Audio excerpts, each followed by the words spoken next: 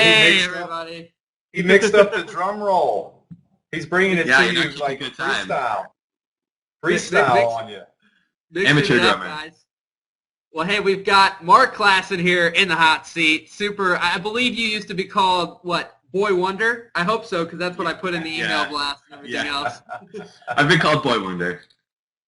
That is, well, we've got a great show for you guys today. We're going to go over a quick few things. I think we're going to have a really great turnout today. A lot of fun stuff to talk about. If you guys are on expertinterrogations.com, we're doing a GoPro giveaway. That's been super successful. Actually, super pumped because we're going to have, if any of you guys have ever heard of, I believe it's Indie Mogul, it's a huge YouTube channel with over 500,000 subscribers. We're going to have the man, the myth that's doing that, Mr. Griffin, is going to announce the winner of the GoPro camera on April 30th show. So that's going to be pretty exciting.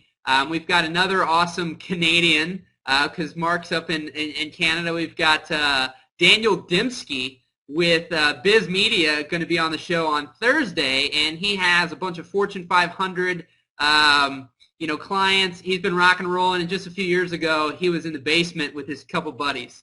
So, super exciting things going on this month. And we've also got locked and loaded for all you guys, somebody from Wistia. So we're super excited about that coming on at the end of the month. And what else? I think that's all I got to say. Anybody in guest mode? All you guys in guest mode right now. The second half of the show, we take your questions. So you can ask Mark anything that's on your mind. And you'll be able to do that the second half of the show, and you'll want to log in via either Facebook or Twitter. When you use the submit a question button right below Mr. Simmons there, you'll be able to log in via Facebook or Twitter, and then you'll be able to interact in the chat. You'll be able to ask questions, and you'll be good to go. So let's get this show on the road with Mr. Mark. All right, rock and roll, buddies. Well, when I talked to you beforehand, let's kind of get where you started, because for anybody out here, he's only 19 right now. And he kind of got this crazy stuff going when he was about, I think, 14 or 15 years old, and kind of start him there, and we'll go from there. So. Okay. Well, if we want to go back to the very beginning, I started actually. I've always had like a knack for art and graphic design and technology and whatnot. So growing up as a kid, like when my parents got a computer, I was like, oh, cool, I play around with that, play video games and that kind of thing. And I think when I was in grade 7 or 8, one of my teachers actually gave me my first computer. I brought it home, and he gave me a copy of Photoshop, and I started like fooling around with that and designing stuff, and just, I don't know, I think that's where my artistic side of things really started. And I ended up turning that into like a business where I started doing websites and whatnot. And so I did that for a while. And then I grew up in like Niagara Falls, Ontario. So I wanted to do something with my talent. I mean, I was, getting jobs, kind of web designing, doing things for, a couple $100 for friends and people in the area.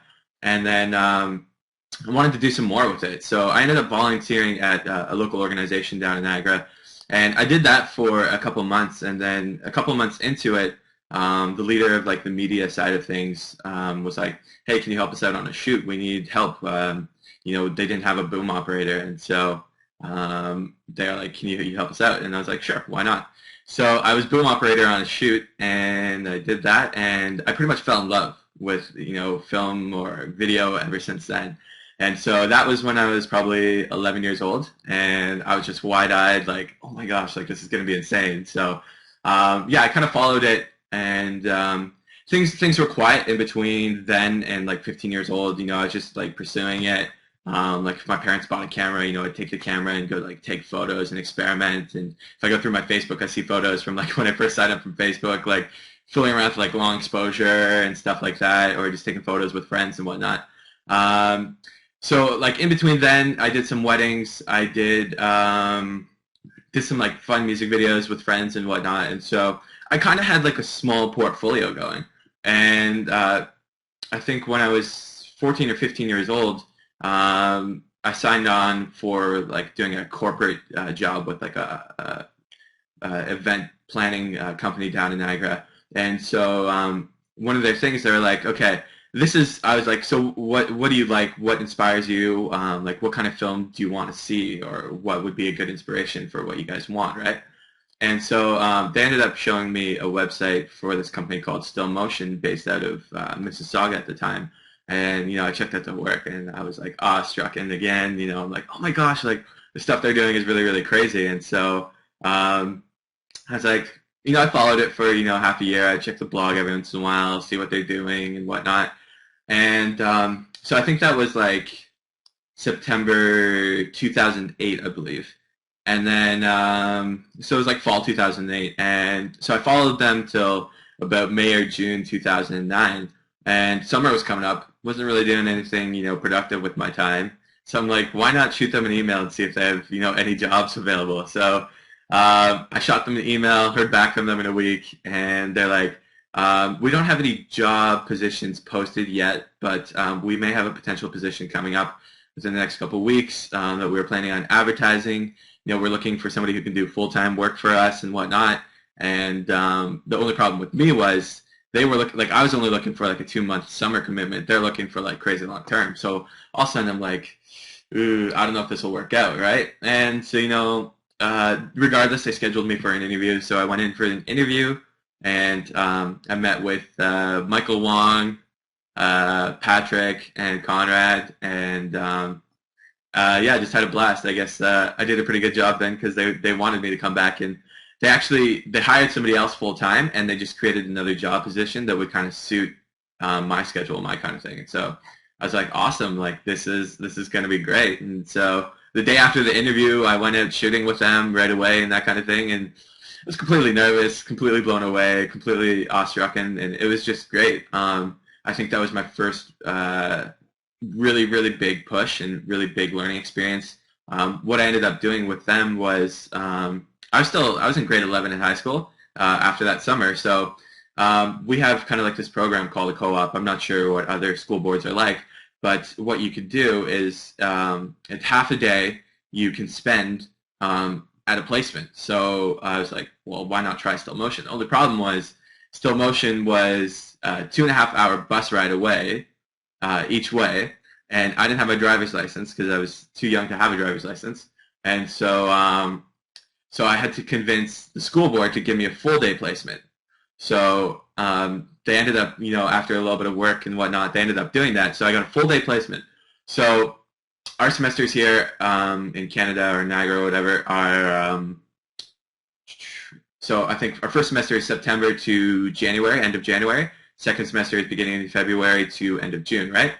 So for the first semester, I was working at Still Motion like full time. I was there, 4 or 5 days a week. I would take a bus, 2.5 hours each way to work, get up at 5 in the morning, have my parents drop me off at the bus stop. I would take a bus every morning. It was crazy. It was ambitious. It was tiring. I didn't see my friends for a long time. Didn't see my family for a long time. But, I went through this experience, and I learned a lot of stuff. It just pushed me so much. And to be completely honest, I don't think I'd be anywhere today I am without an experience like that. Like, it was something that, I was just so eager to learn, and it just constantly was an opportunity to push myself. And I think the great thing about, not just a place like that, but like any place where you're surrounded with other people that have as much of a drive as you do, it helps you out so much. Like, you need to be surrounded by people that want to push you and help you succeed, right? So I did that. I think one of the highlights there was we ended up shooting for NFL at the end of my time there, right? So that was January. So we ended up shooting the champion. So I think we shot, or at least I shot 3 or 4 games. So we shot the championship game. So I think it was the San Diego, don't hate if I get the names wrong, San Diego Chargers and New York Jets. They were doing a championship game. So they gave us full, complete access to the stadium. Joe Simon was there. So him and I were like, we went the day before to kind of scout it out. So, Patrick and a couple other people were off doing their things, shooting down on the field. Him and I were like climbing up in like the lights overhead in the stadium where like people don't normally have access to, and it was really cool. So we shot, so we shot that. I ended up going to InFocus the week after, and then the week after that we shot the playoffs, I guess.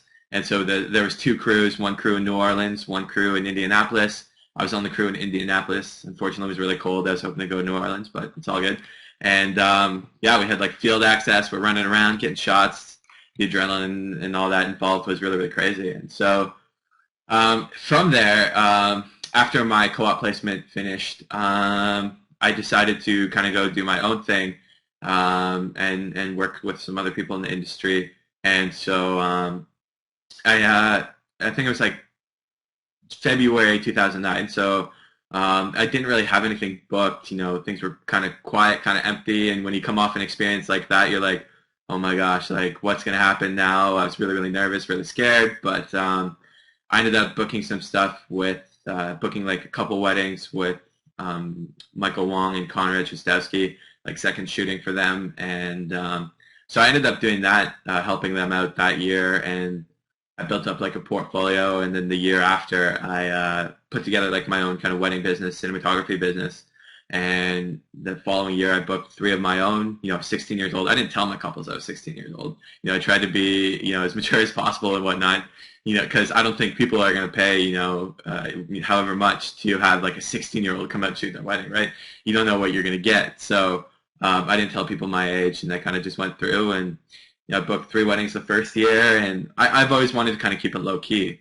Like I didn't want to do a lot of weddings because I like to kind of really take time to focus on a film or focus on the experience and working with a couple or something like that, and really just, you know, take the time to make it a really good experience for them and make a film as like a wedding film as personal as possible and as intimate and as you know, just a lot of quality into it kind of thing, right? So, and I was still in school at the time, so I couldn't do too much work. Like I didn't want to overwhelm myself. I was still trying to get like 70s and 80s in high school, and I think grade 12, I mean, the second semester of grade 12 alone, I missed like 40 days, but I'm still like keeping 70s, 80 grades. And my teachers like my teachers actually understood what I was doing. Like, it's not like I'm just, you know, skipping school, wasting time, but, you know, they understood what I was doing. So they're supporting me in that as well, which is different because that's not normal for schools to do. But I think, you know, as the future moves on, I think schools and teachers need to cater a little bit more individually to students as well, not just, you know, a group as a whole or whatever. So that's a whole nother debate or a whole nother talk or whatever. So yeah, I've been doing like 3 or 4 weddings a year, you know, just keeping things really low key. And I think my ultimate goal is to be a director of photography or cinematographer. I mean, they're both very similar in what they do, but that is my ultimate goal. And I think the great thing about being young is, you know, I can kind of take it anywhere I want, right? I have that lenience to do it. And so I've always wanted to be freelance. Like, freelance is what I've wanted to do. I've tried a couple, you know, contract things where, you know, I'd work for people for 3 or 4 months, but it's not really, you know, my thing. You know, creatively, I feel best when I'm freelance, when I kind of work on my own schedule and that. And so, I mean, it's more of a challenge because, you know, you don't have consistent income and that kind of thing, but it still is the best. So yeah, I'm kind of on this path now to becoming, you know, the best director of photography, cinematographer I can be. And I'm kind of just using every day and every experience I can to get as far as I can with that. And so, like, back in February, I DP'd my first TV commercial here in Canada, and, you know, that was an interesting experience. And I got callbacks already, so they're in pre-production for stuff, and it's really, really great. I mean, you know, not having a film school background has its ups and downs. I mean, you know, I'm going into things not having a lot of experience. So, you know, if I'm going onto set and, you know, that was the first time that TV commercial was the first time, you know, where I was dedicated. I'm director of photography. I'm not hands-on with other things.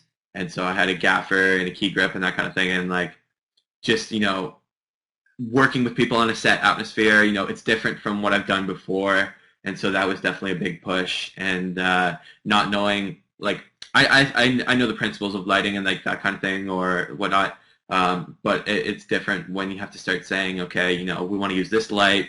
If it's like a par light or something like that, you know, which lens do you want to use? Like, there's just so many options and so many decisions. And so that experience for me was a real push to, you know, see that this was definitely, you know, I'm taking a step in the right direction. I was scared to death of doing it. And, you know, I was doubting myself, but I figured, you know, if I ever want to grow, I've got to do something like this. And if I fail miserably, you know what, I'll fail miserably. But at least, you know, I'll try my best somewhere else, or I've learned from that kind of thing. So yeah, that's huge. So over the past couple of months, I think have been a huge push towards freelance director of photography. Um, I want to do like commercials, more commercials, down the road, do some short films. I grew up with kind of a documentary background, so I want to do documentaries as well, maybe some TV shows. I don't know, like the world is completely open, and that's what scares me and what's exciting at the same time. So I'm kind of just going with the flow, and we'll see how things go. So I released my first demo reel back in January. I worked on it for like 6 months because like it's the hardest thing to, first of all, get all your work together in one place. I think that's a key thing is, having everything together and have it in one place, and then figuring out what you want to actually use and whatnot. So I put that demo reel together. I started, sharing it with people and got a lot of great feedback. Started networking with a lot of people here in Toronto and internationally as well. And and kind of over the past couple of months, I've been evolving. So from that demo reel, I've gotten different shoots that I wouldn't normally do, more dramatic lighting or narrative lighting. And so what I've done is, I've constantly just updated my demo reel, making sure that I have the absolute best stuff I have to my name in that so people can see it, because that's what people want to see. And so I put that together, and brings me, here. I mean, I'm doing some shoots or just finished some shoots that are in post-production that are kind of top secret, but will be released within the next couple of months. So if you follow me online, you can get the inside scoop and see what's going on with that. But that pretty much brings me to here today. I mean, it's been a crazy, I don't know, 7, 8 years. I can't even keep track of time. Like, just so much is going on. I just can't keep track of it. So, but I guess that's a good thing, right?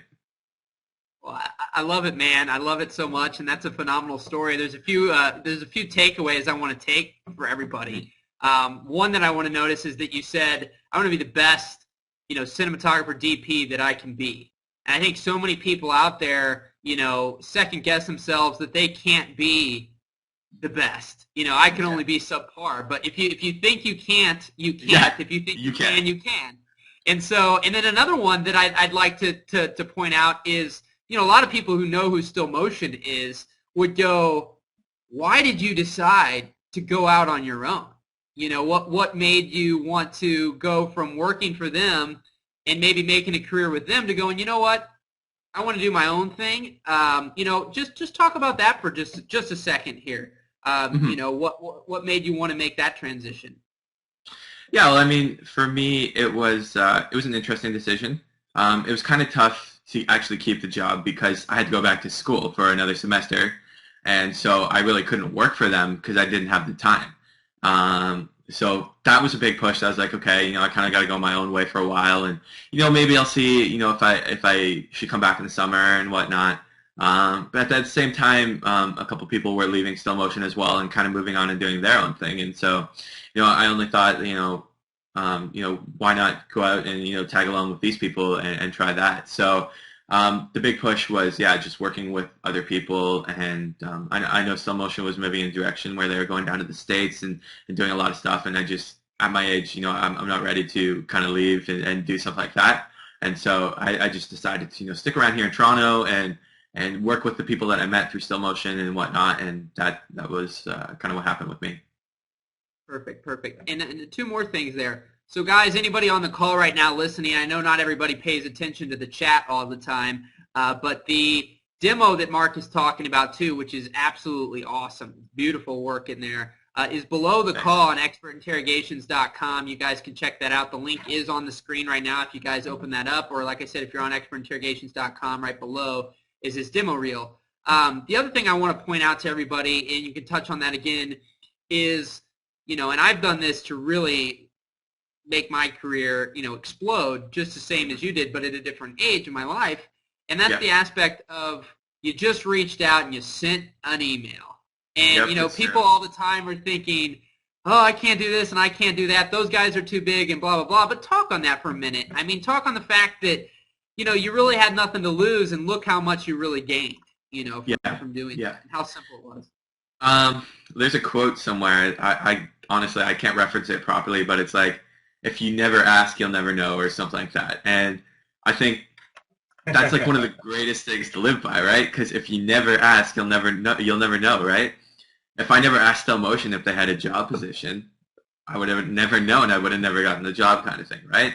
And I think that um, if you really want to make progress and that kind of thing, I think that's just one of the things that you have to accept, that you can't be afraid to ask people for things. I mean, you obviously need to do things in a way where you're not using people. You don't want to use people, but you want to do it respectfully in a manner where, like, they might be doing something for you, so at least try and do something in return for them, right? So if somebody, hooks you up with this job, at least if you get a job inquiry or you're not available or something, refer it to them, right? And that kind of thing. So I mean, the biggest thing is, like, if you never ask, you'll never know. So if I never asked, I would have never known that position was available at Still Motion. There's been countless opportunities in between now and then, where, I've had opportunities to try out gear before it was even released from, like, Canon and stuff like that. Because if I didn't ask, they would have never known I'd want to do it and that kind of thing. And, like, it's those kind of things where you have to almost live on the edge, and it puts you at your comfort zone. But it's something you have to do if you really, really want to grow. And so if you never ask, you'll never know, kind of thing. So that's what you got to do. My favorite quote that I've kind of coined and pulled out myself: the worst thing that's going to happen is you get a no, and you get a no when you don't ask. At least when you ask, people are always so afraid of failure. But at least when you try, you have opportunity for good things to happen. When you don't try, you're automatically, your worst nightmare is already going to come true because you don't even give the opportunity for good things to happen. So, well, and talk about, we talked about before the call about when, everybody, some people commenting here on the demo, some people watch it probably afterwards, want to make sure they can still listen here. But, talk about how you said it just a year ago, you had a few bad experiences. You didn't really know a lot about lighting. You knew about shooting, but when it came to lighting, you didn't know, and you had a wake-up call. But then you just immersed yourself. So just talk about that for just a moment. Yeah. I think growing up, like, it's always easier to shoot when you have, like, a camera, and camera is one of the first resources you'll get as a cinematographer or somebody who wants to be in film, right?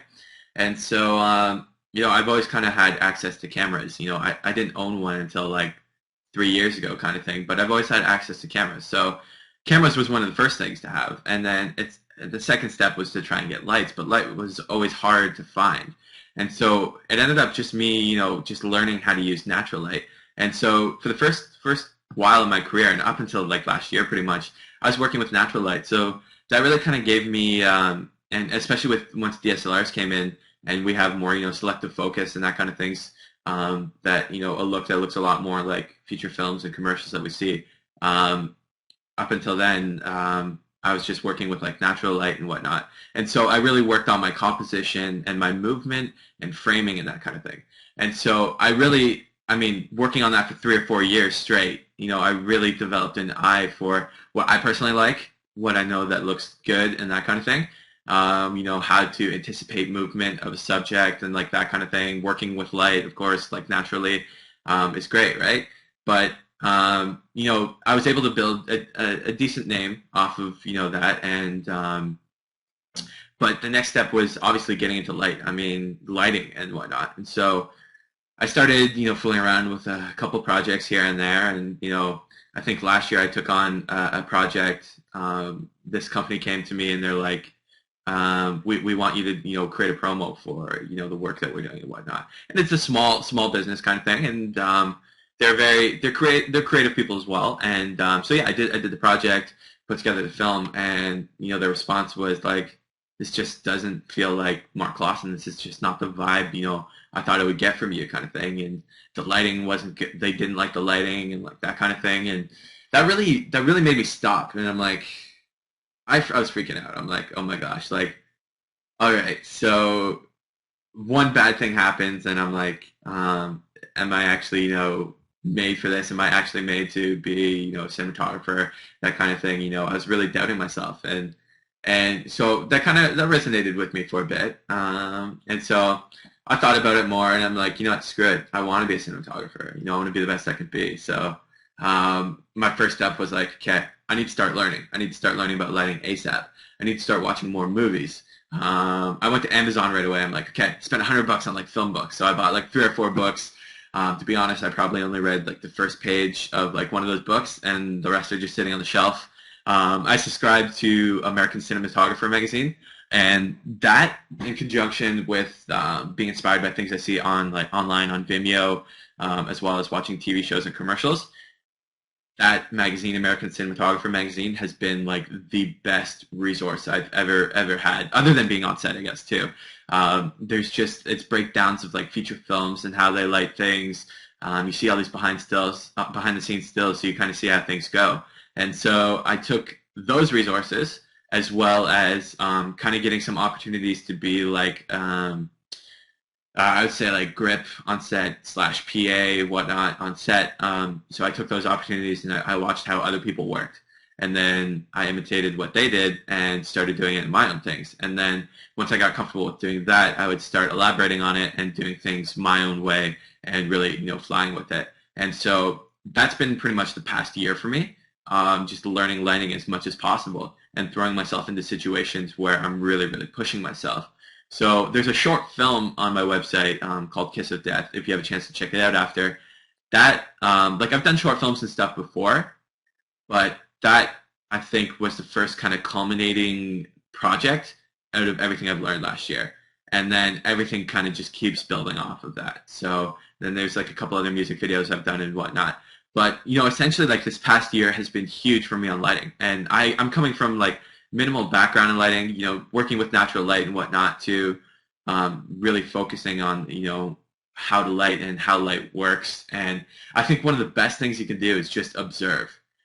Whether it's just like day-to-day living, when you're going for a walk on the street in the morning and it's like sunrise, and you have this epic, really orange, bright, warm light, and have these kind of hard shadows and that kind of thing that are over here to the side or whatever. You need to observe things around you, and if you want to be a cinematographer or a DP or anybody in the visual artistry, you really need to observe and see the things around you. And so that was definitely, I just spend the time doing that. And I think for me, like one of the biggest things is just to get away from work. I like to spend time outside. I like to be outside. And now I live in Toronto, but I spend a lot of time going back and forth between Toronto and Niagara, where I grew up.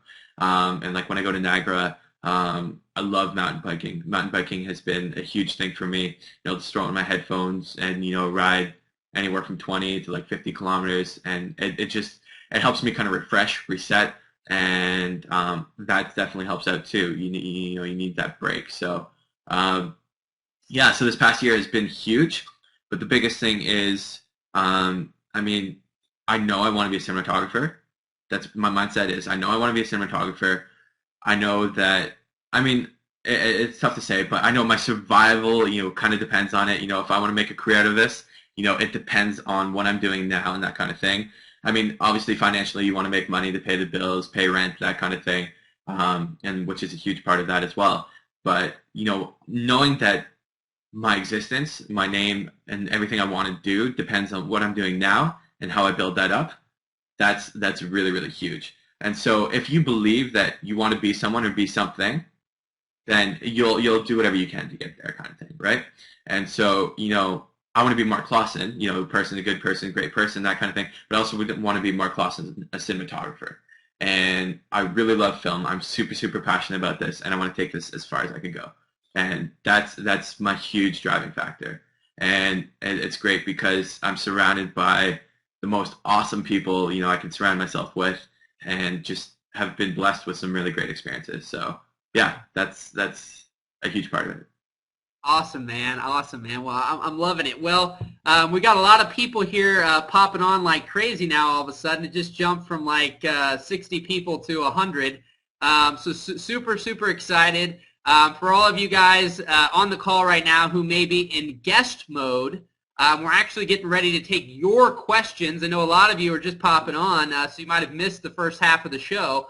What's super cool, and I'm going to put the link up here, we do have, all these are recorded. We always have replays available, so you can always watch all the old calls, which are on the archives page here, and you can subscribe to our email list so that you can be notified of all future calls. We've got a lot of exciting calls coming up, but this call is recorded. At the bottom, below the call, you'll be able to see Mark's demo reel, and then you'll also be able to see that there's a transcription. Now, there's nothing there yet, but on all the old calls on the archives page, you can click the transcriptions and you can actually see every question that was asked during the call and all links discussed during the call, and you'll be able to just click right on the time that you want to watch and listen to that question. So it's really great. So again, all the archives are available on the page that you guys see on the screen, all the old expert interrogations we've done. And then when this is over, you guys can rewatch this particular call. And, like I said, get on the email list. There's some goodies when you sign up there. But we're going to be taking your questions right now. So, anybody in guest mode, you go right below Chris Simmons there and click Submit a Question. And then you'll be prompted to log in. You can log in via Facebook or Twitter.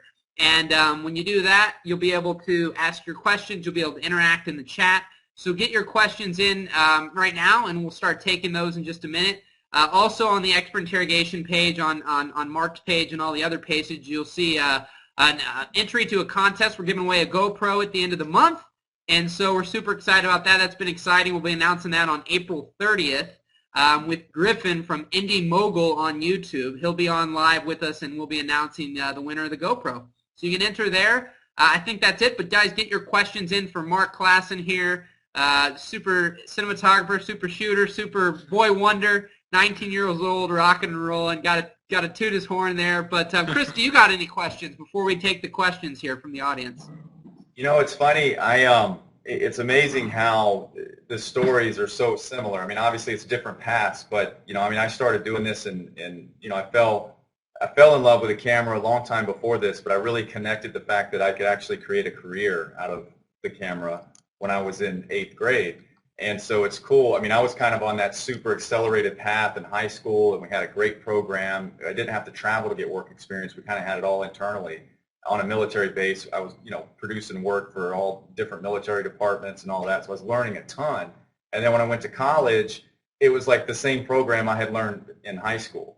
And so much like you did, my professors really helped me tailor my experience. Hey, let me go freelance here. Let me do this. I was co-producing, TV shows and doing all this stuff and just learning a ton. And so when I came out of college, I was ready. But the one thing that I wasn't ready for, no matter how much I loved production and film and all of that, the one thing I wasn't ready for was, once I got further and further away from being supported by my parents, the quicker I realized I don't know a damn thing about how to make money. I could shoot, and I'm making a little. I mean, what are some things? I mean, the cool thing. I mean, you're the expert in this call, so I'm definitely not trying to flip the script on you. But I'm just saying. I mean, what are some of the things that you're doing to make sure that as you're getting better creatively and technically, you're also becoming smarter with the business side of film and production and freelancing? I mean, talk about kind of some of your thought processes there, your experiences there. Yeah. Well, I mean, going back to like even support and that kind of stuff, like for me, my parents have been amazingly supportive in everything I've done, and they've pushed me, and they've done so much, like picking me up at the airport 3 a.m, doing those kind of things on more than one occasion. And so their support has been huge in helping me develop in who I am. And so like from the financial business side of things, the great thing was at a young age, they really pushed me, like if I want something, I have to work for it. And so right away at a young age, like if I want a camera, if I want something like that, I'm gonna have to work for it. I have to work. I got to find the jobs. I got to save the money. And so in the best way possible, like they would give me the necessities, the things I need, and anything extra, I have to go out and work for myself, which is great because it kind of goes hand in hand with the cinematography side of things, where I want to be a cinematographer and I want to be as great as a person as I can be. I have to go out and work for it. Same thing with anything material or whatever I want. So I've financially they've always told me go out and do this kind of thing, and they've supported me. So if I've asked for money, that kind of stuff, they would always support me and that kind of thing. And yeah, so that's definitely a huge help. And I mean, part of it is just kind of immersing yourself in the experience. I mean, I'm 19 years old now. I just moved to Toronto back in September. So I've got my own place with 2 awesome roommates, and like for me now, that's a whole another push. I'm paying monthly rent. I've got to make sure I've got money allocated to do that kind of thing. And the main purpose of me moving to Toronto was for work, because beforehand I'd be commuting from Niagara, which is about, at a good time, about an hour, 15-minute drive. At a bad time, it could be like 2.5 hours.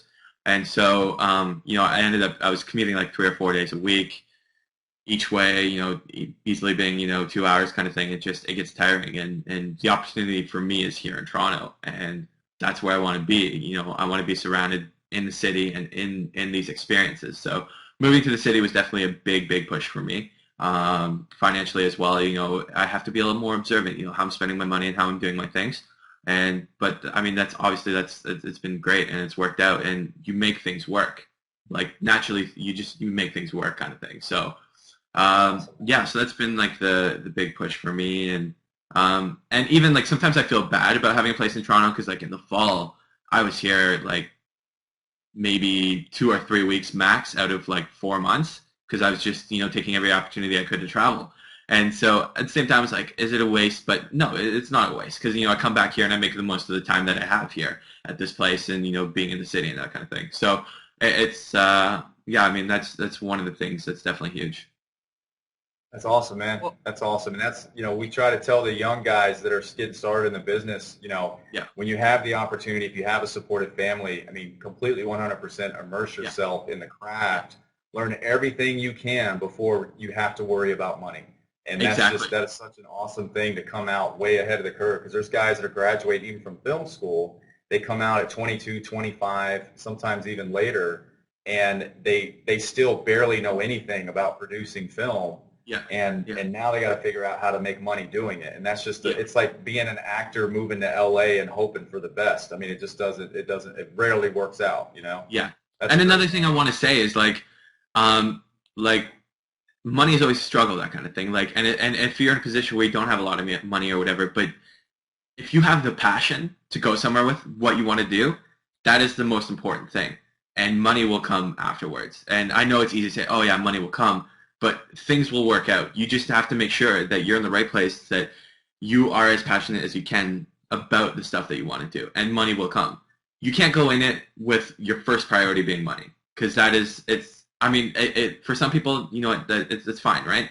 But for me, I believe if money is the first thing, then you're totally losing sight of where you want to go, where you want to be. And so I think anything material is not as important. The most important thing is who you are as a person, because that's going to attract people. That's going to get people interested in what you're doing. And then how you act around other people and what you do, if you're helping other people and that kind of thing. And so, like, if you're getting into the film industry, or if you're newer, if you're thinking about buying gear, start with a lower end camera, that kind of thing. But at the same time, there's things where, like, my first tripod I bought, like, I didn't want to buy a cheap tripod. I knew I wanted to buy like a good quality tripod. And so my first tripod was like $1,500. And I'm like, I set my mind to that, because I know that quality comes with, that tripod and buying something a little bit more expensive. And so you just kind of have to, make some goals and kind of go from there. But never let anything, money or material, be a limiting factor in what you want to do, because that is, if you do let that happen, then you aren't going to make it far. Or you may, but it'll be really, really tough. Well, and Mark, one thing, too, that you mentioned before the call was how things started as a cinematographer for you to take off when you put that demo reel together.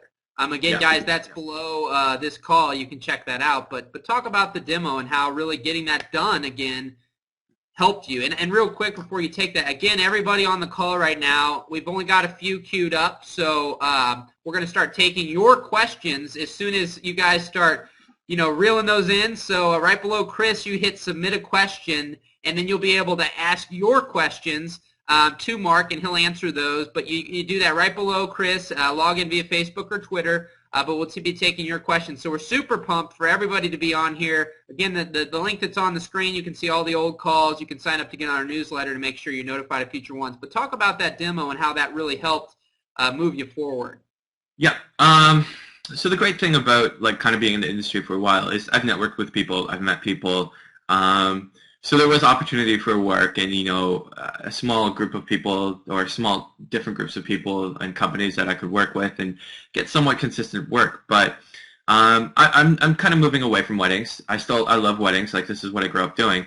but I know that I want to do feature films and documentaries and commercials and that kind of thing. And so you need to prepare yourself to get in that direction, and you need to show people that you want to go in that direction. And so a big step for me was putting together a demo reel.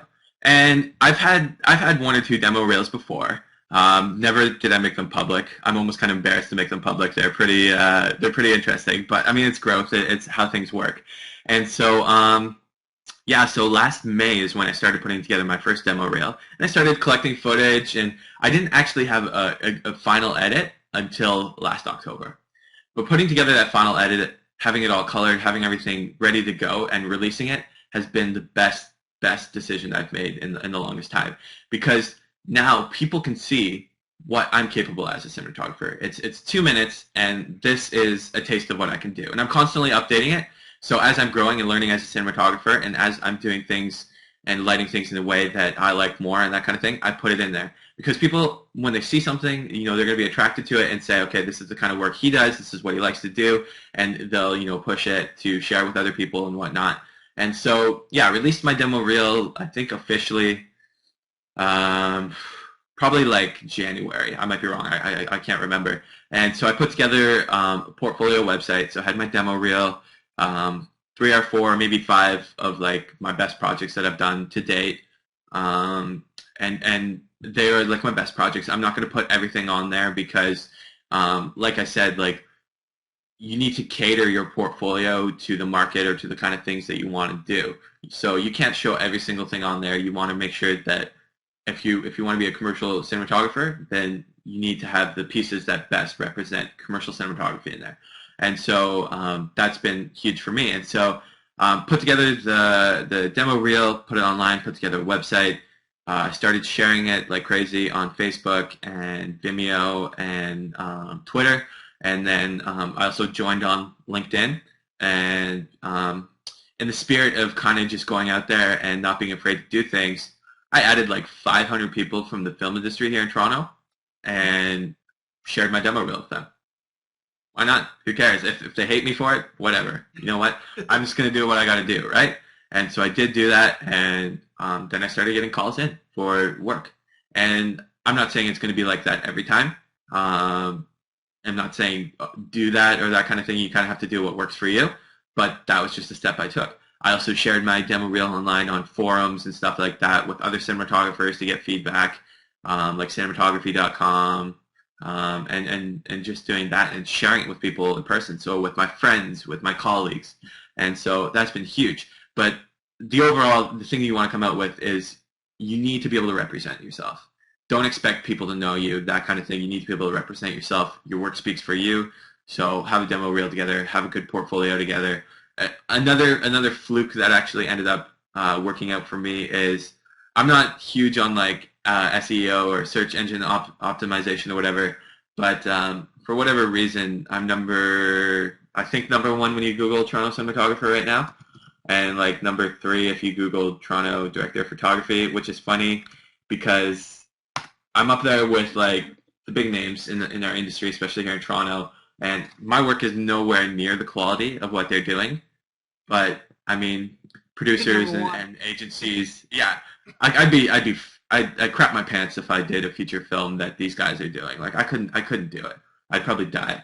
But I have goals to go down that road. Sorry, one day. But yeah, I couldn't take it now. It's all about growth and going as things come, right? So yeah, just putting that demo reel together and sharing it with people, and in lucking out on a couple things like that, being number 1 SEO on Google, that kind of thing for Toronto cinematographer, it's really great. And the good thing is, there's people, there's producers out there in the industry that are looking at it. And at least I know that I have some people's attention. And they'll look at the work and they'll know right away, like, oh, we can't hire this guy. Like, he's not good enough for what we want, right? Or he doesn't have the qualifications. But that's okay. At least they're seeing it. And then the producers and projects and agencies and whatnot that can use my kind of work and my ability and my skill set at where I am in life right now, then they see that work and they can take it and they can work with me kind of thing. And so they'll inquire with me. But yeah, the biggest thing is have your work out there, make sure that people can see it, because you don't want to expect people to know who you are. People are going to find you, and you also need to go out there and introduce yourself to people. And then at the same time, make sure you have a really good website in place. You want it quick, easy to find stuff. Demo reel should be like top #1 thing. I recently added like a behind the scenes thing, which I'll elaborate on so people can kind of see how I work.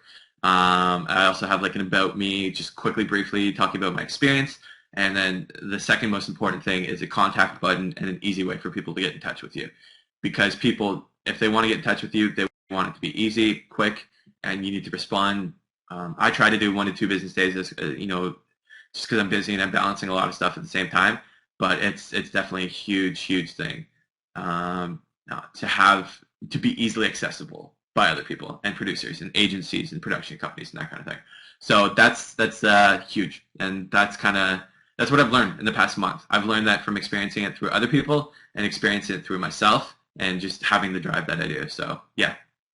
Perfect, man. Perfect. Love it. Thank you guys for being on here. Chris, let's take it away. Anybody want to get your questions in? Get them in. We got about 10, 15 minutes max left. Right below Chris says submit a question. I'll ask you to log in via Facebook or Twitter. And here we go. Your questions. Get ready. So, yeah, I mean, so the first thing I want to say is the fact that, right now it's showing like 123 concurrent users. That is the highest numbers we've had so far on Expert Interrogations. So we'll give Mark about 99% of that credit, and we'll give our marketing about 1% of that credit. No, it's all you guys, honestly. Like, quickly before we go into anything else, I mean, it's just amazing what you guys are doing here. Yeah.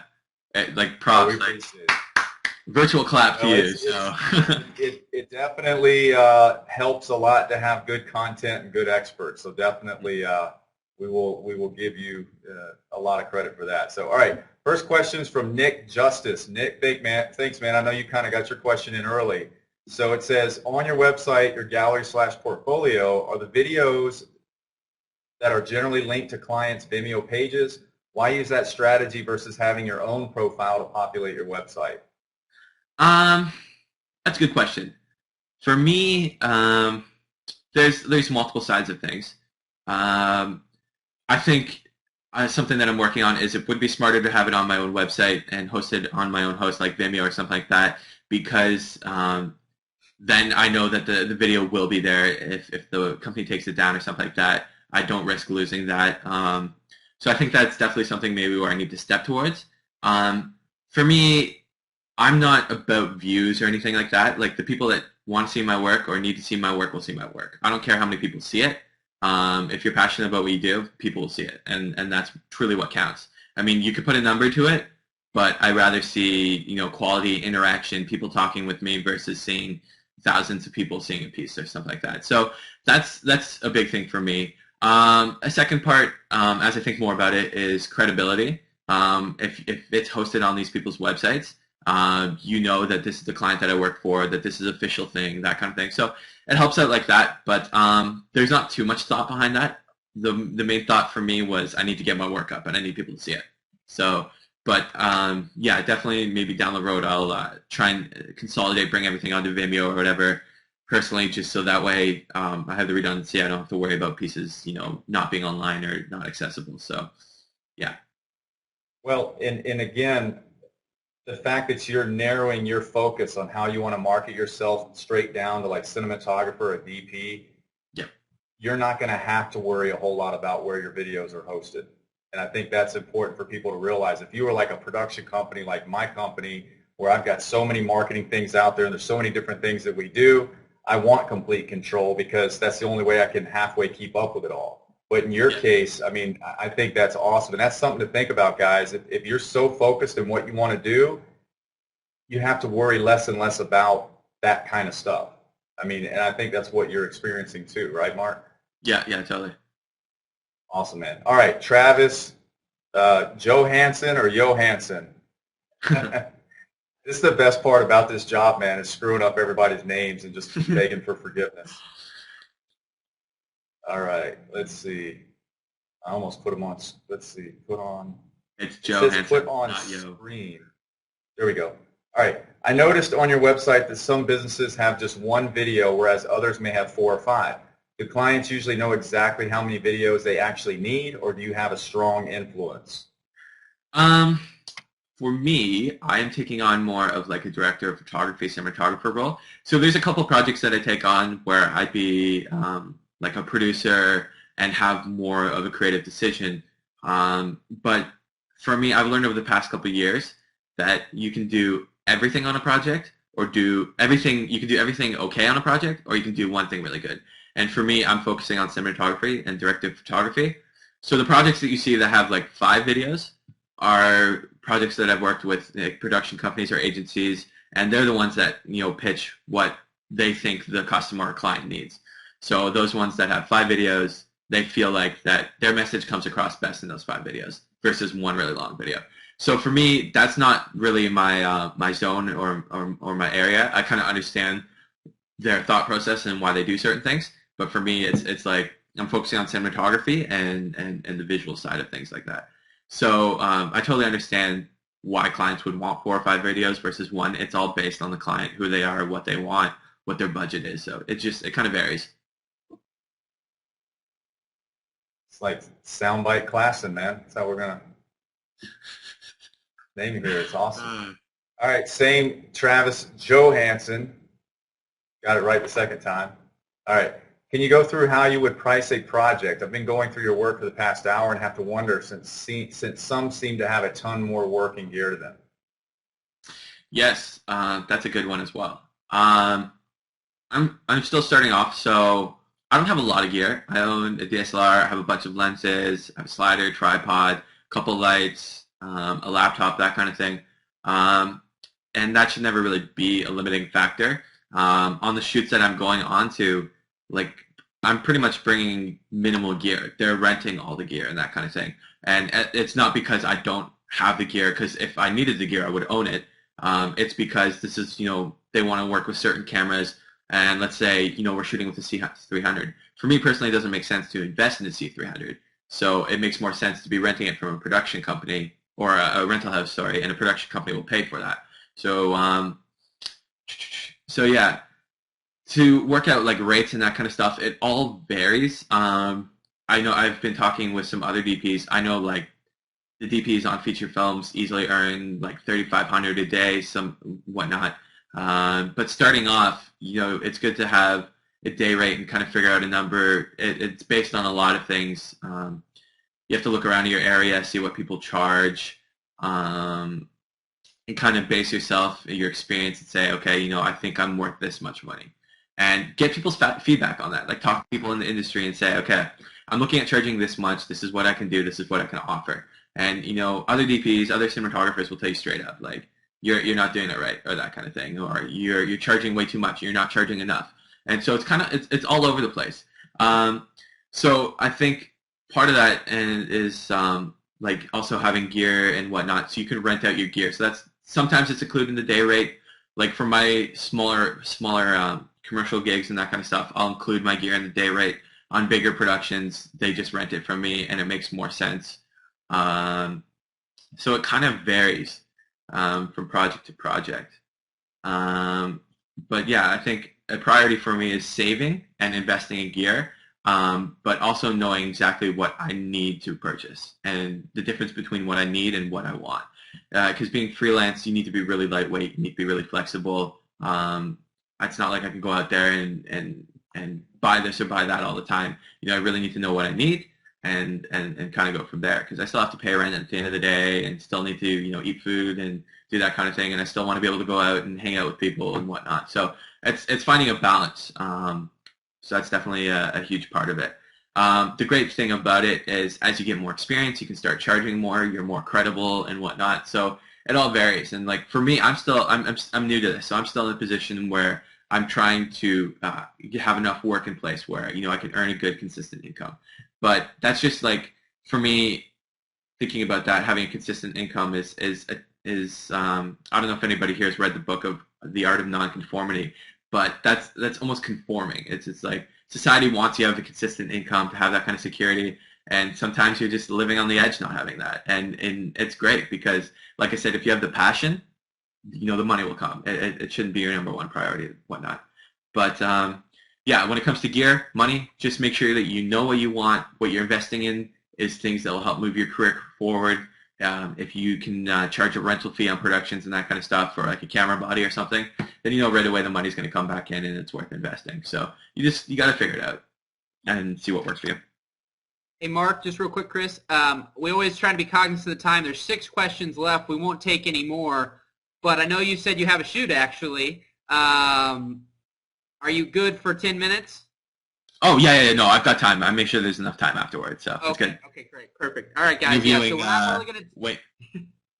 Interviewing Wayne Gretzky tonight, so we'll see how that goes. But anyways, back to that. Really? Well, and feel free to be a little more rapid fire with your answers too, if you need to. I mean, you don't. Yeah, totally. I mean, totally. The way you answer I'm is good for amazing. time. I mean, I could stay on here for hours if I had to. So. All right. Cool. It's just Wayne Gretzky. Yeah, no big deal. Right. I'm never stupid. Don't worry. So, Bill Grant, what's up, buddy? He's a Create Coaching member. Says, my standard question, Mark, do you take any involvement in getting the video seen? And if you do, what are some tips?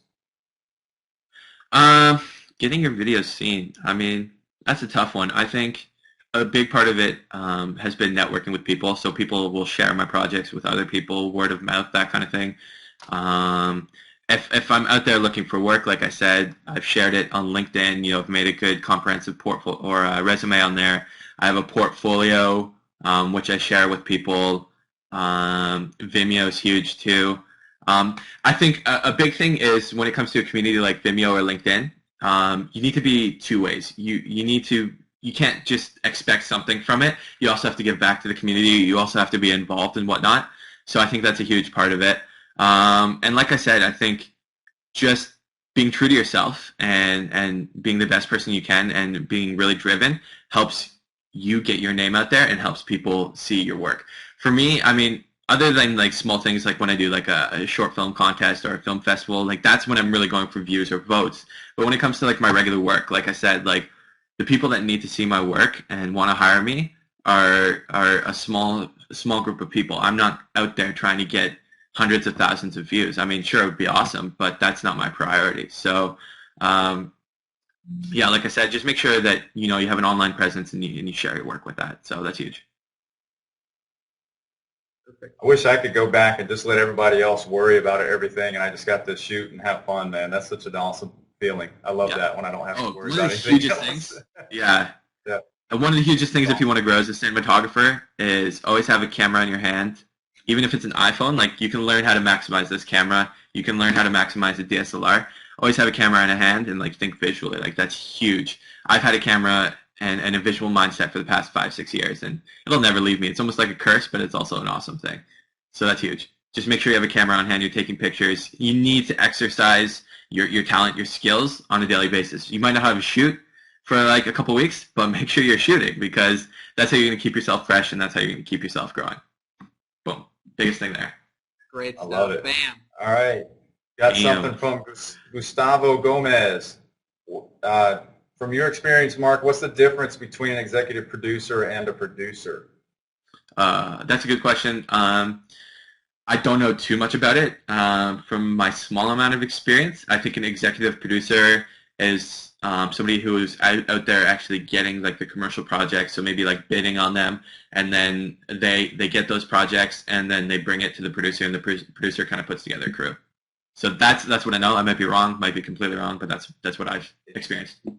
Yeah, I mean, executive, typically whoever is either paying for the gig, or is kind of the top person in the food chain of whoever is performing the gig. If it's a production company, usually the top guy in the production company would be the executive producer. If it's somebody who's funding a feature film, those are the executive producers. And that's ultimately kind of what that means. But, I've called myself executive, well, I guess because I am the top of my company. Anyway, answer my own question. Yeah. All right, so let's do Nathan. I'm not even going to try on the last name Hofert. there. It's Nathan Hofert. I know who he is. Hey. Awesome. All right. Do you think aerial videography is going to start taking off more in the industry? Pun intended. Oh yeah. I definitely think it is. I mean, I was just at NAB yesterday. I went for 12 hours. I hopped on a plane from Toronto, went to NAB for 12 hours yesterday, got back this morning at 9 a.m. But just from what I've seen in the industry over the past couple of years, aerial photography, because the technology is allowing it and becoming so much more accessible, it's definitely going to be huge. Like seeing something like Movi, I mean, I know that's a handheld system, but FreeFly, the stuff they did before was aerial stuff, and just seeing the quality of the results is just, it's crazy. And I think because it is becoming more accessible, more affordable, it's definitely a part of the future. And the shots you can get with it are ridiculous.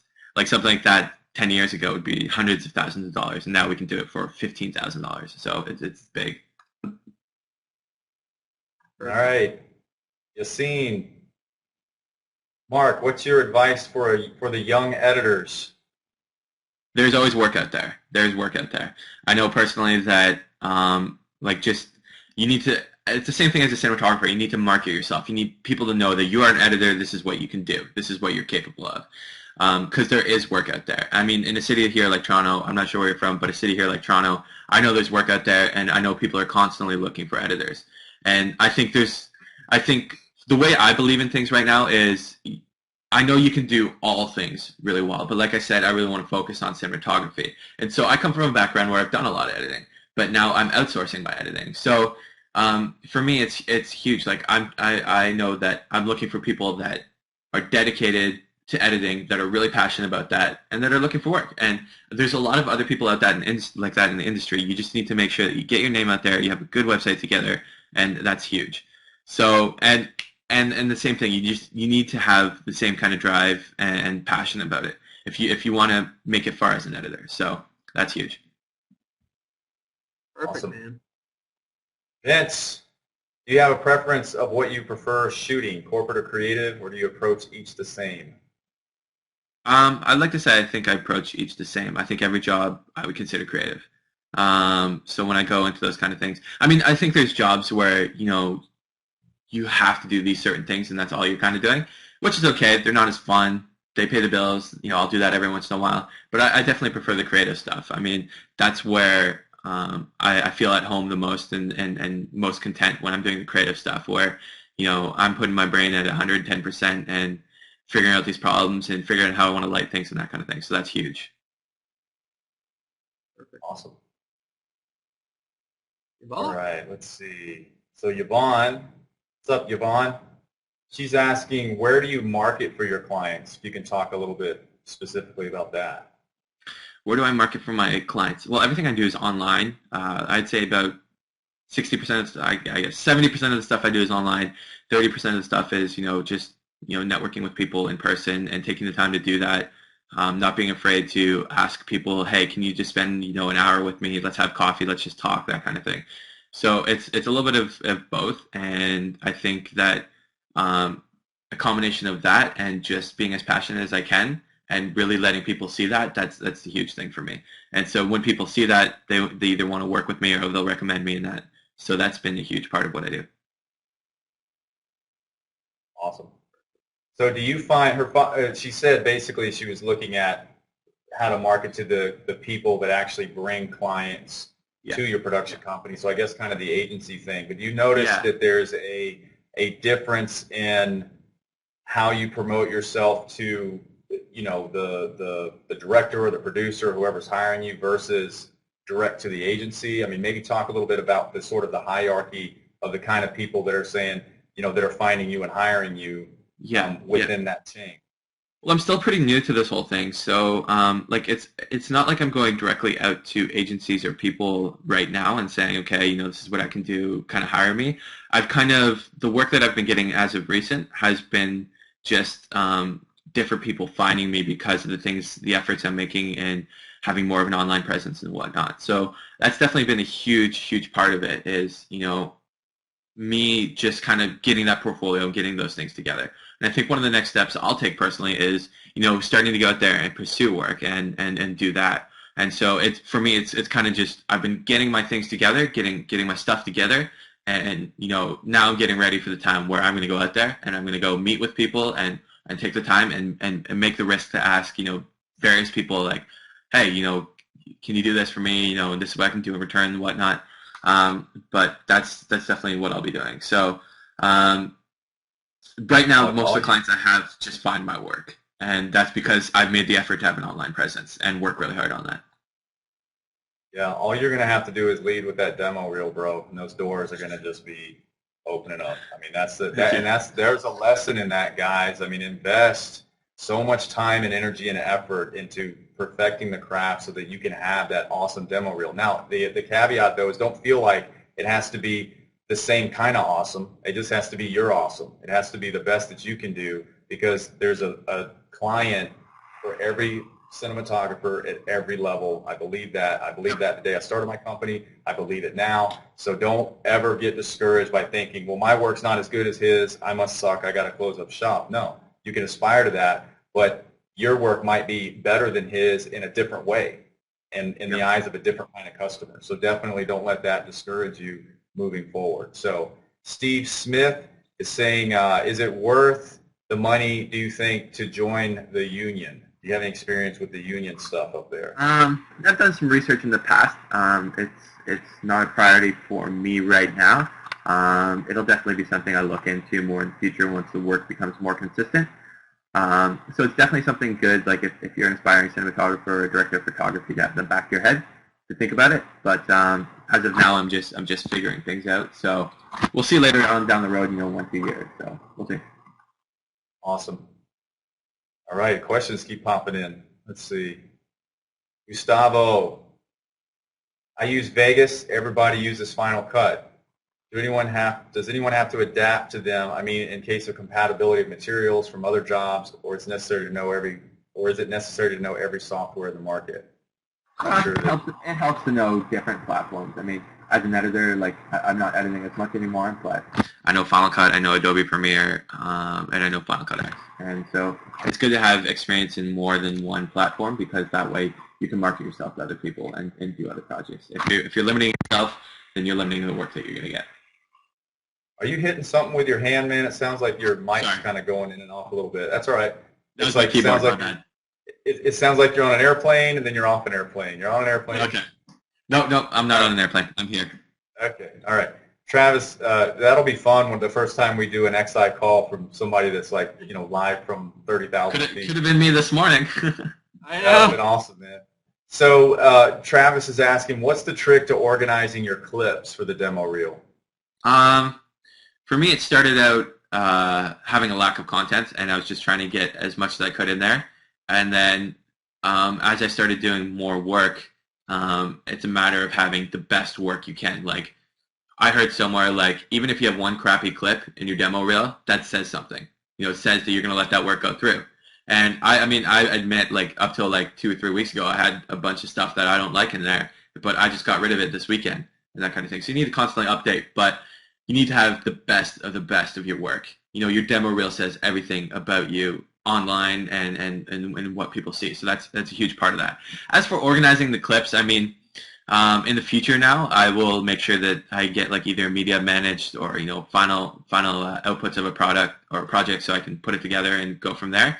But it's tough when you do a lot of projects to keep everything together. But from now on, I'll make sure that I get a final output of a project, keep it together, on a drive, and then when I'm going to update my demo reel, go from there. So that's a huge part. All right, Mauro, what are the 2 or 3 lenses must have for filmmaking with a DSLR? As of late, in my personal opinion, I'm shooting on the Canon L series lenses a lot. So I really like the 35 1.4L, 50-1.2L, and I really used to like the 135 f2, but now I'm kind of leaning more towards the 7200 IS 2.8 version too. That's definitely been the lens that I've been using, especially for tighter stuff, just because it's a lot more stable. I feel like it's so easy to be shaky, and I don't want to compromise on quality. So those are the 3 lenses. I'm also starting to think about more like shooting wider, especially now that I've been shooting on cameras with like crop sensors, like the Red and the C300. So like maybe like a 24, even sometimes a 14 millimeter. And these are just Canon lenses. Like there's obviously other Reds to go. So that's my opinion. Cool. So I'm not sure if this applies to you, but maybe it does based on some of the stuff you're doing. But Ryan is asking, you've spoken about what cinematographers and editors should be doing to get themselves out there, but what about directors? I think if you take the principles and the basics as an artist and trying to go out there and get work, like I said, you really need to be passionate about what you do. That's the hugest thing. You need to have an online presence. So if you're a director, get a director's reel together. Do that. Make sure you have, a Twitter presence, a Facebook presence, a Vimeo page, that kind of thing. Online presence is huge, and then take as much time as you can to go out there and network with people. Don't be afraid to ask, directors and that kind of things. I mean, obviously you're not going to go to Steven Spielberg and say, hey, can I meet with you? Can you check out my work? And even when you get into a meeting like that, for me, I don't go in saying, hey, here's my work, push it or share it with people. I go in, I want to learn more about this person. I want to befriend that person. I want to see, what their mindset, what I can learn from them. That's the biggest thing. If they want to share your work, if they want to tell other people about you, they will. If they don't, that's fine. But if you're passionate about it, it'll show. Yeah, I mean, how can I help you? What can I do to help you? And just if I can soak up, anything that comes out of your mouth while I'm helping you, that'll be awesome. And don't be afraid to do free projects. Like, free projects are huge, and that's how you start. I still do free projects to date. I probably shouldn't be saying that online or whatever, because then maybe I'll get like 20 requests for free projects or whatever. But do free projects within limits, for people that you like working with and that kind of thing. It's huge. It helps. So, I mean, I would also say, I mean, would you agree, Mark, that maybe in today's day and time, you're probably not going to become a director by just deciding, oh, I want to be a director and I'm just going to direct everybody else that's shooting and editing and lighting. I mean, don't you feel like you kind of have to have that discipline, whether you're a cinematographer or maybe you're a really strong editor or you're really strong in acting, kind of, so that, because I almost think that whatever that strength is going to kind of be who you are as a director.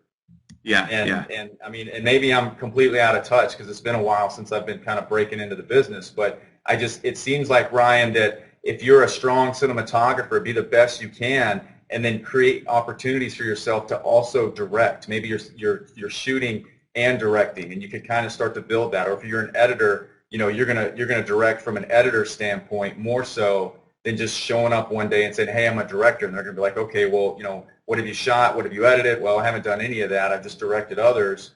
I don't know. It seems like it wouldn't be as strong unless you have some kind of huge, massive, no, it wouldn't be strong. I think a part of the thing for me is I've always known I wanted to be a cinematographer and a director of photography, and I've called myself that. I'm sure there's people that look down upon that industry and might not think that's as professional, but if you truly believe 100% in yourself and you know that you want to go far with this, then why not start calling yourself that? Because you know that you will put the effort in to be the best person you can as a cinematographer or as a director of photography. So it's a really tough one, but it's something that where if you are going to call yourself that, make sure that you can represent that. Make sure you can prove it. Make sure you can share that and show that. So that's huge. So I think we'll end it with this question.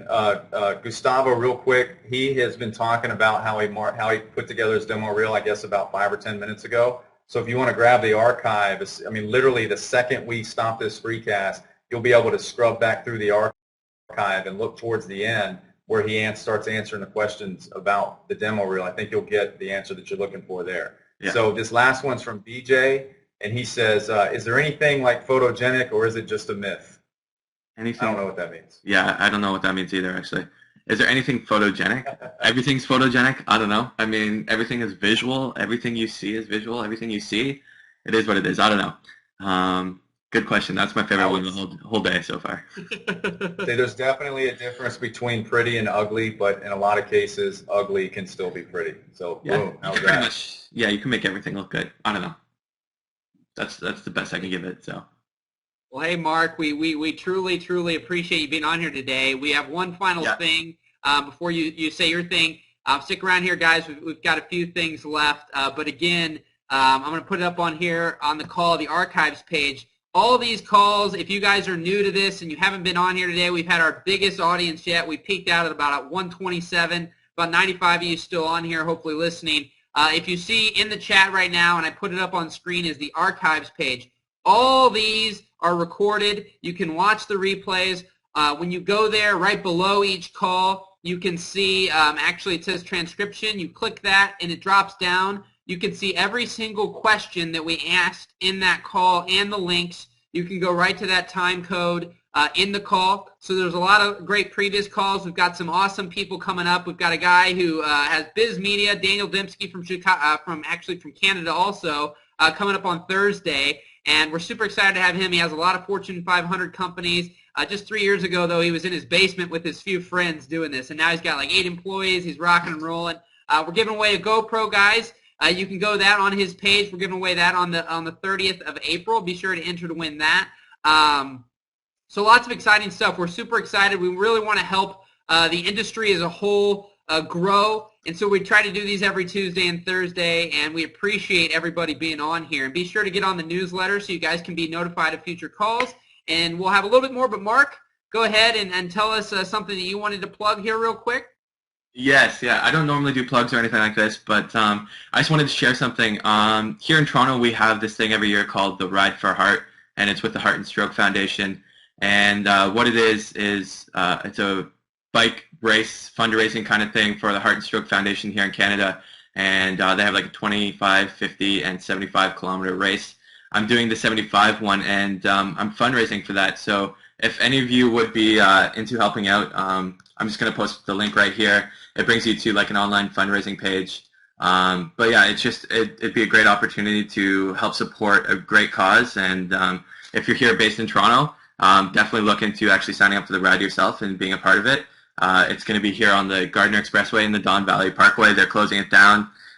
So the highway that you're normally sitting on in rush hour traffic, you actually get to ride your bike down. So yeah, if you guys could support me in that, that'd be a huge help, and I appreciate anything. $10 is awesome, whatever you want to do. So I appreciate the help, guys, and thank you so much for being out on this call, and to all of my friends and everybody that's came on to support me. So thank you so much. And if you guys have like any questions or anything like that, you can shoot me an email through my website or whatever. And if I get a lot of them, it might take me a while to respond, but I'll do the best I can.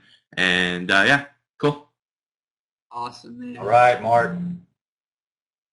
All right, cheers. I got to go to the shoot, guys. I would love to stay and chat more. Tell Wayne to say hi. Will do. Sounds good. Really appreciate it. See you, See you later, man. Thanks so much. All right, cheers. Sorry about that. We'll talk more later, I guess, or?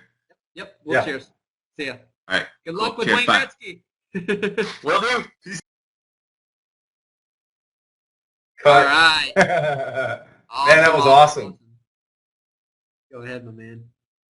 No, it was that's great, man. I mean, good content. I got to be honest, I had no idea what we were going to get from a 19-year-old, and I was completely blown away. Completely blown away. I mean, he has figured out stuff that took me till I was like 30 to figure out, and so definitely ahead of the game. And I think, number one, I think it's a huge testament for who he is and how he's driven. I think it means he's got a great family. And it kind of gives me a little bit of hope for how people in our industry are still trying to help others, be successful, as opposed to telling them, oh, don't get into this business, it sucks, there's no money, everybody's failing. No, that's not true. It's not true at all. And there's still a lot of money to be made. There's still a lot of fun to be had. And as technology improves, it's only going to get better. And so I'm inspired by these calls. I definitely was inspired by Mark today. Awesome. Well, hey, guys, we truly appreciate you being on the call. The biggest thing you can do for us so we can keep this community growing, we can keep getting awesome people on these calls, is share it. Help spread the word. If you've got a Twitter account, if you've got a Facebook account, please share share these calls, share this site. Chris and I also run a site called Create Insights that I just put in the chat, where our mission is to help video professionals basically make a living doing what they love. Because what's so awesome is so many of you are so talented, but yet you aren't succeeding in what you love to do. You aren't making a living, and so you're having to do these things that you don't want to do.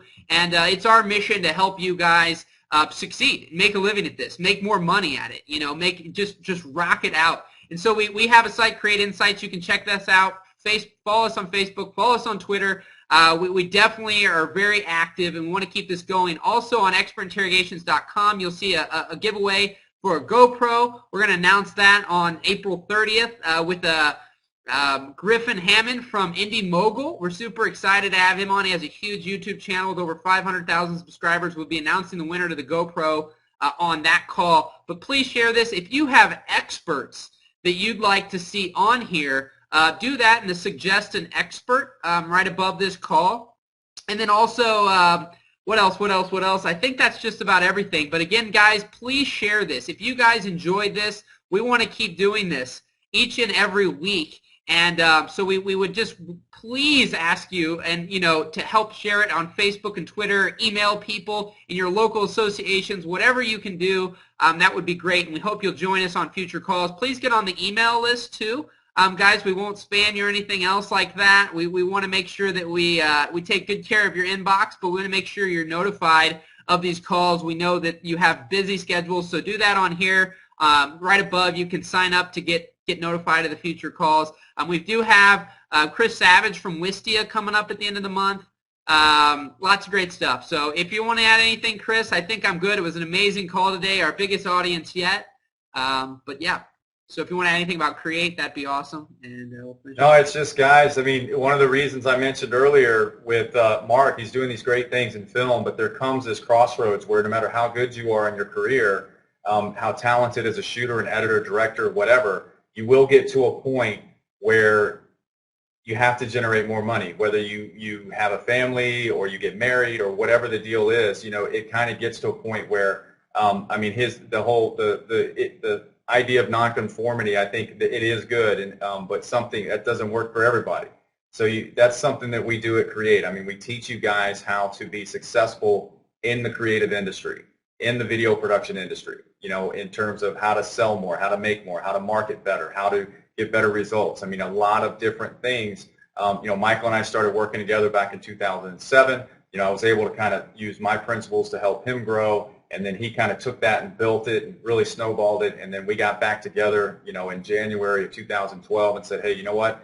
Let's create something that's big. Let's create something that's bigger than I can do on my own or he could do on his own. And let's kind of have this mission to truly be the world's leading resource for business training for the video production industry. So if you feel like that you are, lacking in those business skills, if you wish your video projects were getting bigger budgets, if you wish that you had more clients calling you, those are the kinds of things that we help you with really every week in our 2-hour live coaching call, 2 o'clock on Wednesdays, as well as all the different resources in the back end that you get access to once you join. So certainly hope you guys will check it out. There is a free trial right now. It's not always going to be free, so you definitely have to take a look at that as soon as you can. That's not a, do it now, just wait. No, it's not that. I mean, the bottom line is we're testing some different things, and sometimes we do free trials.